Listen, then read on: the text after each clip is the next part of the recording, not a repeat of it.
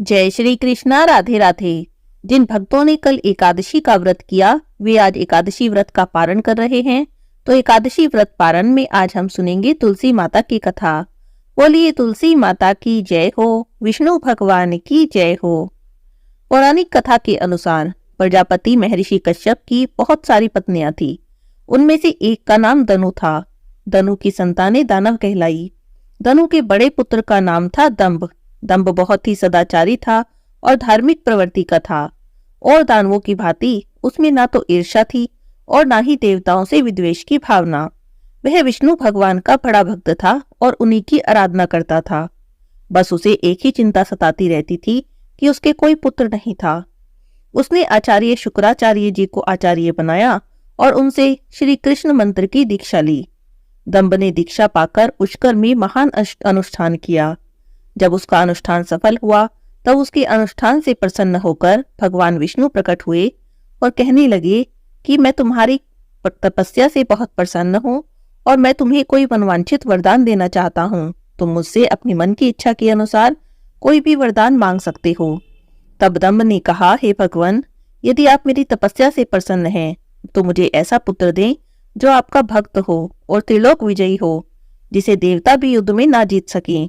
तब भगवान विष्णु ने तथास्तु कहा और वहां से अंतर्ध्यान हो गए। दंभ प्रसन्न मन से अपने घर लौट आया। गोलोक में श्री राधा ने श्री कृष्ण जी के पार्षद श्री दामा को असुर होने का श्राप दिया था। श्राप मिलते ही वही दंभ की पत्नी के गर्भ में आया। जन्म होने के बाद दंभ ने अपने उस पुत्र का नाम शंखचूड़ रखा। जब वह कुछ बड़ा हुआ तो दंभ ने उसे मुनि जैगजीविष्य के देखरेख में रख दिया। मुनि ने उसे शिक्षा दीक्षा दी और अपनी कुमार अवस्था में ही शंखचूड़ पुष्कर में गया और उस महान धार्मिक तपस्थली में ध्यान मग्न होकर वर्षों तक ब्रह्मा जी की तपस्या करता रहा। उसकी घोर तपस्या से प्रसन्न होकर ब्रह्मा जी वहां पर प्रकट हुए और कहने लगे कि मैं तुम्हारी तपस्या से प्रसन्न हूं, मुझसे वर मांगो। तब उसने कहा, हे पितामह, मुझे ऐसा वरदान दीजिए कि मुझे देवता भी पराजित ना कर सके।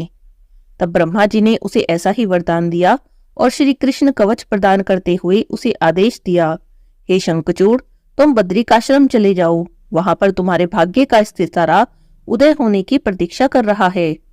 ब्रह्मा जी के आदेश पर शंखचूड़ बद्रिकाश्रम में गया। वहां पर उसने देखा कि महाराज धर्मध्वज की पुत्री तुलसी तपस्या कर रही थी। दोनों का आपस में परिचय हुआ और ब्रह्मा जी की इच्छा से दोनों का विवाह हो गया। अपनी पत्नी को लेकर शंखचूड़ पुनः दैत्यपुरी में लौट गया। शुक्राचार्य जी ने उसे दानवों का अधिपति बना दिया। सिंहासन पर बैठते ही उसने अपना साम्राज्य बढ़ाने के लिए देवलोक पर चढ़ाई कर दी। ब्रह्मा जी के वरदान के कारण वह अजय हो चुका था, इसीलिए देवताओं को हराने में उसे कोई भी कठिनाई नहीं हुई। उसने अमरावती पर कब्जा कर लिया और इंद्र अमरावती छोड़कर भाग निकले। देवता उसके डर से गंदराओं में जा छुपे। शंखचूड़ अब तीनों लोकों का शासक हो गया था। सब लोकपालों का कार्य उसने खुद ही संभाल लिया था। उसने अपनी प्रजा की भलाई के लिए बहुत से काम किए। प्रजा उससे बड़ी प्रसन्न थी। चारों ओर सुख और शांति थी। क्योंकि शंखचूड़ कृष्ण भक्त था, अतः उसकी प्रजा भी भगवान कृष्ण पर पूरी आस्था रखने लगी। उसके राज्य से अधर्म का तो जैसे नाश हो गया था। प्रजा इंद्र और देवताओं को अब भूलने लगी थी। इससे देवताओं को बड़ी चिंता हुई। तब इंद्र पितामह ब्रह्मा जी के पास गए और बोले, हे पितामह, आपने शंखचूड़ को अभय होने का वरदान देकर उसे निरंकुश बना दिया है। वह अमरावती पर कब्जा जमाए बैठा है। सभी देवता दर दर की ठोकरें खा रहे हैं। अब बताइए हम क्या करें? तब पितामह ने कहा, हे देवेंद्र, शंखचूड़ धार्मिक रीति से अपना शासन चला रहा है। प्रजा उससे प्रसन्न है और उसके राज्य में सभी सुखी हैं और संपन्न हैं। उन्हें हमसे कोई शिकायत नहीं। इंद्र बोले, ये तो सब ठीक है पितामह, लेकिन क्या हम यूं ही भटकते रहेंगे? आखिर अमरावती देवताओं का भाग है। तब पितामह बोले, अवश्य है, किंतु शंखचूड़ ने तुम्हें युद्ध में पराजित करके उसे प्राप्त किया है। तुम्हारी प्रजा को कोई कष्ट भी नहीं पहुंचाया, बस सिंहासन का फेरबदल हुआ है। इंद्र ने कहा, पितामह, हम आपकी संतानें हैं। क्या आप चाहते हैं कि आपकी संतानें यूं ही भटकती रहें? कुछ तो उपाय करें। तब पितामह बोले कि मैं इसमें कुछ नहीं कर सकता देवेंद्र। जब तक शंखचूड़ के भाग्य में अमरावती का ऐश्वर्य भोगना है वह भोगेगा। अब तुम भगवान विष्णु के पास जाओ, वे ही तुम्हें कोई उपाय बताएंगे। वहां से निराश होकर देवराज इंद्र विष्णु जी के पास गए और उनकी बड़ी स्तुति की और कहा, हे भगवान, ये देवता इस समय भारी संकट में हैं। ब्रह्मा जी ने भी असमर्थता जाहिर कर दी और मुझे आपके पास भेज दिया। हे प्रभु, कुछ कीजिए, अन्यथा संपूर्ण देव जाति नष्ट हो जाएगी। देवराज इंद्र की बात सुनकर भगवान विष्णु ने कहा कि शंखचूड़ की मृत्यु भगवान शिव के त्रिशूल से निर्धारित है। ये जानकर सभी देवता भगवान शिव के पास गए और देवताओं की बात सुनकर भगवान शिव ने चित्ररथ नाम के एक गण को अपना दूत बनाया और शंखचूड़ के पास भेजा। चित्ररथ ने शंखचूड़ को समझाया कि देवताओं को उनका राज्य लौटा दे, लेकिन शंखचूड़ ने कहा कि अगर महादेव मुझसे युद्ध करना चाहते हैं तो मैं युद्ध करने के लिए तैयार हूँ, पर मैं देवताओं का राज्य नहीं लौटाऊंगा। जब भगवान शिव को इस बात का पता चला तो वे युद्ध के लिए अपनी सेना लेकर निकल पड़े। शंखचूड़ भी युद्ध के लिए तैयार होकर रणभूमि में आ गया। देखते ही देखते देवताओं और दानवों में घमासान युद्ध होने लगा। वरदान के कारण शंखचूड़ को देवता हरा नहीं सकते थे। शंखचूड़ के साथ भगवान शिव हजारों सालों तक युद्ध करते रहे। अंत में भगवान शिव ने शंखचूड़ का वध करने के लिए जैसे ही अपना त्रिशूल उठाया, तभी आकाशवाणी हुई कि शंखचूड़ के हाथ में श्रीहरि का कवच है, इसकी पत्नी का सतीत्व अखंडित है, तब तक इसका वध संभव नहीं होगा। ऐसी आकाशवाणी सुनकर भगवान विष्णु एक व्रत ब्राह्मण का रूप धारण कर शंखचूड़ के पास गए और उससे श्रीहरि कवच दान में मांग लिया। शंखचूड़ ने वह कवच बिना किसी संकोच के दान कर दिया। इसके बाद भगवान विष्णु शंखचूड़ का ही रूप बनाकर उसकी पत्नी तुलसी के पास गए और वहां जाकर शंखचूड़ रूपी भगवान विष्णु ने तुलसी के महल के द्वार पर जाकर अपनी विजय होने की सूचना दी। यह बात सुनकर तुलसी बहुत प्रसन्न हुई और पति रूप में आए भगवान का पूजन करने लगी और उन्हीं के साथ रमन करने लगी। तुलसी का सतीत्व भंग होते ही भगवान शिव ने त्रिशूल से युद्ध में शंखचूड़ का वध कर दिया। कुछ समय बाद जब तुलसी को ज्ञात हुआ कि ये मेरे स्वामी नहीं हैं, तब भगवान अपने मूल स्वरूप में आ गए। अपने साथ छल हुआ जानकर शंखचूड़ की पत्नी रोने लगी और उसने कहा कि आज आपने छल से मेरा धर्म नष्ट किया है और मेरे स्वामी को मार दिया है। आप अवश्य ही पाषाण हृदय हैं, अतः आप अब मेरे श्राप से पाषाण यानी पत्थर होकर पृथ्वी पर रहें। तब भगवान विष्णु ने देवी तुलसी के श्राप को स्वीकार किया और कहा, हे देवी, तुम मेरी ही प्राप्ति के लिए इतने सालों तक तपस्या कर रही थी। अब तुम इस शरीर को त्याग करके दिव्य देह धारण कर मेरे साथ आनंद से रहो। तुम्हारा ये शरीर नदी के रूप में बदलकर गंडकी नामक नदी के रूप में प्रसिद्ध होगा। तुम पुष्पों में श्रेष्ठ तुलसी का वृक्ष बन जाओगी और सदा ही मेरे साथ रहोगी। तुम्हारे श्राप को सत्य करने के लिए मैं शालिग्राम बनकर रहूंगा। गंडकी नदी के तट पर मेरा वास होगा। नदी में रहने वाले करोड़ों कीड़े अपने तीखे दांतों से काट काट कर उस पाषाण में मेरे चक्र का चिन्ह बनाएंगे। हे देवी, धर्मालु जन तुलसी के पौधे और शालिग्राम शिला का विवाह करेंगे और पुण्य अर्जित करेंगे। एकादशी के दिन भगवान शालिग्राम और तुलसी जी का जो कोई पूजन करेगा उसकी सभी मनोकामनाएं पूरी होंगी। जो मेरे को तुलसी अर्पित करेगा उसकी सभी मनोकामनाएं मैं पूरी करूंगा। और ऐसा कहकर भगवान विष्णु वहां से अंतर्ध्यान हो गए। एकादशी पारण के दिन तुलसी माता की भगवान विष्णु की इस कथा को जो कोई भी सुनता है उसे एकादशी व्रत का पूर्ण फल प्राप्त होता है। उस पर तुलसी माता की और भगवान विष्णु की कृपा सदा ही बनी रहती है। उसके जीवन के सभी संकट दूर हो जाते हैं और उसकी सभी मनोकामनाएं पूरी होती हैं। बोलिए तुलसी माता की जय हो, विष्णु भगवान की जय हो। बहुत समय पहले की बात है। इस पृथ्वी पर राजा अम्बरीश का शासन था। राजा अम्बरीश भगवान श्रीहरि के परम भक्त थे। वे पृथ्वी के सातों द्वीप, अचल संपत्ति और अतुल ऐश्वर्य के शासक होने पर भी इन्हें सपने के समान मानते थे, क्योंकि जानते थे कि जिस धन और वैभव के लोभ में पड़कर मनुष्य घोर नरक में जाता है वह केवल 4 दिन की चांदनी है। राजा अम्बरीश का भगवान श्री कृष्ण में और उनके प्रेमी साधुओं में परम प्रेम था। उन्होंने अपने मन को श्री कृष्ण के चरणों में, अपनी वाणी को भगवान के गुणों का गान करने में, अपने हाथों को भगवान श्रीहरि के मंदिर मार्जन में और अपने कानों को भगवान की मंगलमयी कथा के श्रवण में लगा रखा था। उन्होंने अपने नेत्रों को श्रीहरि के विग्रह और मंदिरों के दर्शन में लगा रखा था। उन्होंने अपनी नासिका को भगवान के चरण कमलों में चढ़ी श्रीमती तुलसी की दिव्य गंध में और अपनी जिह्वा को भगवान के प्रति अर्पित नैवेद्य प्रसाद में संलग्न कर रखा था। राजा अम्बरीश के पैर भगवान के क्षेत्र आदि की पैदल यात्रा करने में लगे रहते और वे सिर से भगवान श्रीहरि के चरण कमलों की वंदना करते। इस प्रकार राजा अम्बरीश ने अपने सारे कर्म इंद्रियातीत भगवान के प्रति उन्हें सर्वात्मा और सर्वरूप समझकर समर्पित कर दिए थे और भगवत भक्त ब्राह्मणों की आज्ञा के अनुसार वे इस पृथ्वी का शासन करते थे। उन्होंने बड़ी बड़ी दक्षिणा वाले अनेकों अश्वमेघ यज्ञ करके यज्ञाधिपति भगवान की आराधना की। उनकी प्रजा महात्माओं के द्वारा गाए हुए भगवान के उत्तम चरित्रों का बहुत सम्मान करती थी। किसी समय बड़े प्रेम से श्रवण करती और किसी समय उनका गान करती। इस प्रकार उनके राज्य के मनुष्य देवताओं के अत्यंत प्यारे स्वर्ग की भी इच्छा नहीं करते थे।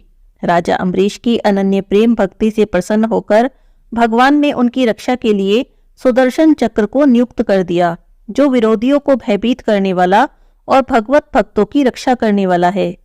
एक समय की बात है, राजा अम्बरीश ने अपनी पत्नी के साथ भगवान श्री कृष्ण की आराधना करने के लिए 1 वर्ष तक द्वादशी प्रधान एकादशी व्रत का नियम ग्रहण किया। व्रत की समाप्ति होने पर कार्तिक महीने में उन्होंने 3 रात तक उपवास किया और एक दिन यमुना जी में स्नान करके भगवान श्री कृष्ण की पूजा की। उसके बाद पहले ब्राह्मणों को स्वादिष्ट और अत्यंत गुणकारी भोजन कराया। उन लोगों के घर 60 करोड़ गायें सुसज्जित करके भेज दी। जब ब्राह्मणों को सब कुछ मिल चुका तब राजा ने उनसे आज्ञा लेकर व्रत का पारण करने की तैयारी की। अभी राजा अम्बरीश पारण की तैयारी ही कर रहे थे कि तभी दुर्वासा ऋषि वहां पर आ गए। राजा अम्बरीश उन्हें देखते ही उठकर खड़े हो गए, उन्हें आसन देकर बैठाया और विविध सामग्रियों से उनके चरणों में प्रणाम किया और उनसे भोजन की प्रार्थना की। ऋषि दुर्वासा ने राजा अम्बरीश की प्रार्थना स्वीकार कर ली और इसके बाद आवश्यक कर्मों से निवृत्त होने के लिए वे नदी तट पर चले गए। वे ब्रह्म का ध्यान करते हुए यमुना के पवित्र जल में स्नान करने लगे। इधर द्वादशी केवल घड़ी भर शेष रह गई थी। अब राजा अम्बरीश धर्म संकट में पड़ गए। उन्होंने ब्राह्मणों से परामर्श किया और कहने लगे, हे ब्राह्मण देवताओं, ब्राह्मण को बिना भोजन कराए स्वयं खा लेना और द्वादशी रहते पारण न करना, दोनों में ही दोष है। इसीलिए इस समय जैसा करने से मेरी भलाई हो और मुझे पाप भी न लगे, ऐसा काम करना चाहिए। तब ब्राह्मणों के साथ विचार करके कहने लगे, हे ब्राह्मणों, श्रुतियों में कहा गया है कि जल पी लेना भोजन करना है भी और नहीं भी।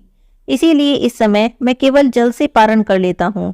और ऐसा निश्चय करके मन ही मन भगवान का चिंतन करते हुए राज ऋषि अम्बरीश ने जल पी लिया और फिर दुर्वासा जी के आने की बाट देखने लगे। दुर्वासा जी आवश्यक कर्मों से निवृत्त होकर यमुना तट से लौट आए। जब राजा ने आगे बढ़कर उनका अभिनंदन किया तब उन्होंने अपने तेज से जान लिया कि राजा ने एकादशी व्रत का पारण कर लिया है। उस समय दुर्वासा जी बहुत भूखे थे, क्रोध से थर थर कांपने लगे। तब उन्होंने हाथ जोड़कर खड़े हुए राजा अम्बरीश को डांटकर कहा, अहो देखो तो सही, यह कितना क्रूर शासक है। धन के मद में मतवाला हो रहा है। भगवान की भक्ति तो इसे छू भी नहीं गई। यह अपने को बड़ा समर्थ मानता है। आज इसने धर्म का उल्लंघन करके बड़ा ही पाप किया है। मैं इसका अतिथि होकर आया हूँ, फिर भी इसने मुझे बिना भोजन कराए ही खाना खा लिया। अच्छा देख, मैं तुझे अभी इसका फल चखाता हूँ। और ऐसा कहकर वे क्रोध से जलने लगे। तब उन्होंने अपनी एक जटा उखाड़ी और उससे राजा अम्बरीश को मार डालने के लिए एक कृत्या यानी राक्षसी को उत्पन्न किया। वह आग के समान जलती हुई कृत्या हाथों में तलवार लेकर राजा अम्बरीश पर टूट पड़ी। परम पुरुष परमात्मा ने अपने भक्त की रक्षा के लिए पहले से ही सुदर्शन चक्र को नियुक्त कर रखा था। जैसे आग क्रोध से गुर्राते हुए सांप को भस्म कर देती है, वैसे ही सुदर्शन चक्र ने दुर्वासा जी की कृत्या को जलाकर ढेर कर दिया। जब दुर्वासा जी ने देखा कि मेरी बनाई हुई कृत्या तो जल गई और अब सुदर्शन चक्र मेरी ओर आ रहा है, तो वे भयभीत हो गए और अपने प्राण बचाने के लिए वहां से भागने लगे। जैसे ऊंची ऊंची लपटों वाला दावानल सांप के पीछे दौड़ता है, वैसे ही भगवान का चक्र तो मेरे पीछे ही लग गया है। तब दुर्वासा जी सभी दिशाओं में आकाश, पाताल, अतल वितल आदि नीचे के लोक, समुद्र, लोकपाल और उनके द्वारा सुरक्षित लोकों में गए, यहाँ तक कि स्वर्ग में गए। परंतु जहां जहां वे जाते वहां वहां सुदर्शन चक्र उनके पीछे आ जाता। तब उन्हें कोई भी रक्षक न मिला तो वे डर गए और अपने प्राण बचाने के लिए ब्रह्मा जी के पास गए और उनकी शरण में जाकर बोले, हे ब्रह्मा जी, आप तो स्वयंभू हैं, भगवान के इस चक्र से मेरी रक्षा करें। तब ब्रह्मा जी कहने लगे, दुर्वासा जी, मैं, शंकर जी, दक्ष, भृगु आदि प्रजापति, भूतेश्वर आदि जिन सबके बनाए नियमों में बंधे हैं और जिनकी आज्ञा शिरोधार्य करके हम संसार का हित करते हैं, उन भक्त के द्रोही को बचाने में हम समर्थ नहीं। तब ब्रह्मा जी ने इस प्रकार कहकर दुर्वासा जी को निराश कर दिया। तब दुर्वासा जी भगवान शंकर की शरण में गए। तब शंकर जी कहने लगे, दुर्वासा जी, जिनसे पैदा हुए अनेकों ब्रह्मांड में हमारे जैसे हजारों चक्कर काटते हैं, यह चक्र उन्हीं विश्वेश्वर का शस्त्र है और यह हम लोगों के लिए असह्य है। तुम उन्हीं की शरण में जाओ, अब वे ही भगवान तुम्हारा मंगल करेंगे। निराश होकर दुर्वासा जी श्री हरि भगवान के परमधाम वैकुंठ की तरफ भागे। दुर्वासा जी भगवान के चक्र की आग से जल रहे थे, भगवान के चरणों में गिर गए और कहने लगे, हे प्रभु, हे अच्युत, हे अनंत, आप संतों के एकमात्र इच्छित हैं। हे प्रभु, संपूर्ण जगत के जीवन दाता हैं, मैं अपराधी हूँ, आप मेरी रक्षा करें। आपका परम प्रभाव न जानने के कारण ही मैंने आपके प्यारे भक्त का अपराध किया है। हे प्रभु, आप मुझे बचाएं। तब श्री भगवान कहने लगे, दुर्वासा जी, मैं तो अपने भक्तों के अधीन हूँ, मुझे तो तनिक भी स्वतंत्रता नहीं। मेरा जो भक्त स्त्री, पुत्र, ग्रह, गुरुजन, प्राण, धन, इहलोक और परलोक सबको छोड़कर केवल मेरी शरण में आ गए हैं, उन्हें छोड़ने का संकल्प तो मैं कर ही नहीं सकता। इसमें कोई संदेह नहीं कि ब्राह्मणों के लिए तपस्या और विद्या परम कल्याण के साधन हैं, परंतु यदि ब्राह्मण उद्दंड और अन्यायी हो जाएं, तो वे दोनों ही उल्टा फल देते हैं। दुर्वासा जी सुनिए, मैं आपसे एक उपाय बताता हूँ, जिसका अनिष्ट करने से आपको इस विपत्ति में आना पड़ा। आप उसी की शरण में जाइए, उसी से क्षमा मांगिए, तभी आपको शांति मिलेगी। सुदर्शन चक्र की ज्वाला से जलते हुए दुर्वासा जी लौटकर राजा अम्बरीश के पास आए और उन्होंने बहुत दुखी होकर राजा के पैर पकड़ लिए। दुर्वासा जी की यह चेष्टा देखकर और उनके चरण पकड़ने से लज्जित होकर राजा अम्बरीश भगवान के चक्र की स्तुति करने लगे। राजा अम्बरीश ने कहा, हे प्रभु सुदर्शन, आप अग्नि स्वरूप हैं, भगवान के प्यारे हैं। हे हजार दांत वाले चक्रदेव, मैं आपको नमस्कार करता हूँ। समस्त अस्त्रों शस्त्रों को नष्ट कर देने वाले और पृथ्वी के रक्षक, आप इन ब्राह्मण की रक्षा करें। आप कृपा करके हमारे कुल के भाग्योदय के लिए दुर्वासा जी का कल्याण करें। हमारे ऊपर यह आपका महान अनुग्रह होगा। यदि मैंने कुछ भी दान किया है, कोई भी यज्ञ किया है और अपने धर्म का पालन किया है, यदि हमारे वंश के लोग ब्राह्मणों को अपना आराध्य देव समझते हैं, तो दुर्वासा जी की जलन मिट जाए। भगवान समस्त गुणों के एकमात्र आश्रय स्थल हैं। यदि मैंने समस्त प्राणियों के आत्मा के रूप में उन्हें ही देखा है, तो वे मुझ पर प्रसन्न हो और दुर्वासा जी के हृदय की सारी जलन मिट जाए। जब राजा अम्बरीश ने दुर्वासा जी को सब ओर से जलाने वाले भगवान के सुदर्शन चक्र की इस प्रकार स्तुति की, तब उनकी प्रार्थना से वह चक्र शांत हो गया। जब दुर्वासा ऋषि चक्र की आग से मुक्त हो गए और उनका चित्त स्वस्थ हो गया, तब वे राजा अम्बरीश को अनेकानेक उत्तम आशीर्वाद देते हुए उनकी प्रशंसा करने लगे। दुर्वासा जी ने कहा, धन्य है, आज मैंने भगवान के प्रेमी भक्तों के महत्व को देखा। हे राजन, मैंने आपका अपराध किया, फिर भी आप मेरे लिए मंगल कामना कर रहे हैं। हे राजा अम्बरीश, आपका हृदय करुणा से भरा है, आपने मेरे अपराध को भुलाकर मेरी रक्षा की है। जब से दुर्वासा जी चक्र से जीवन रक्षा के लिए भाग रहे थे, तब से राजा अम्बरीश ने भोजन नहीं किया था, क्योंकि वे तो दुर्वासा जी के लौटने की राह देख रहे थे। अब उन्होंने दुर्वासा जी के चरण पकड़ लिए और उनसे प्रसन्न रहकर विधि पूर्वक भोजन करने की विनती की।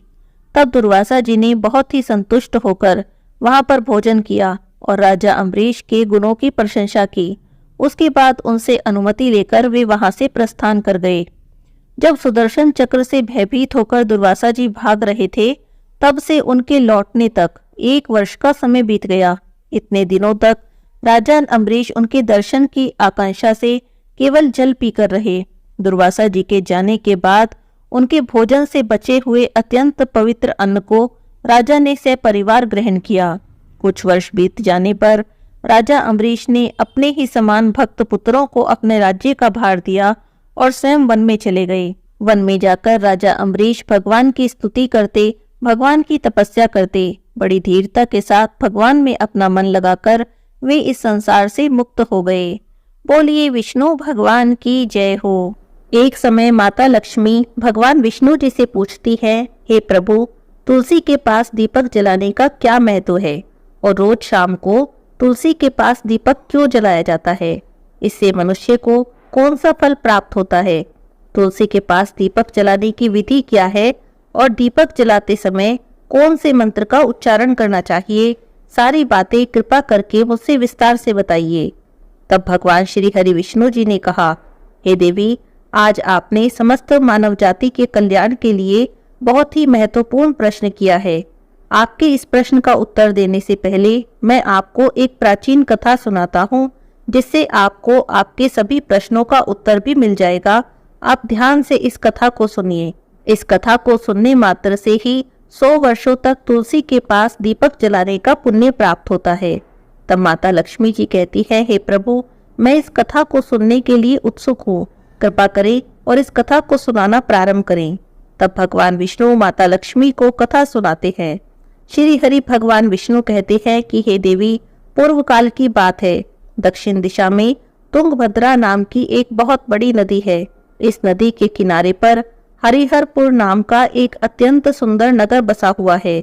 उसी नगर में काशी नाम के एक ब्राह्मण निवास करते थे। वे ब्राह्मण अत्यंत गुणवान, चरित्रवान और धर्म कार्य करने वाले थे। वेदों को मार्ग पर चलने वाले थे। उन्होंने सभी शास्त्रों का अध्ययन किया हुआ था। उन ब्राह्मण की एक पत्नी थी, जिसे लोग दुराचारिणी कहकर बुलाते थे, क्योंकि उसके कर्म ही उसके नाम के अनुसार थे।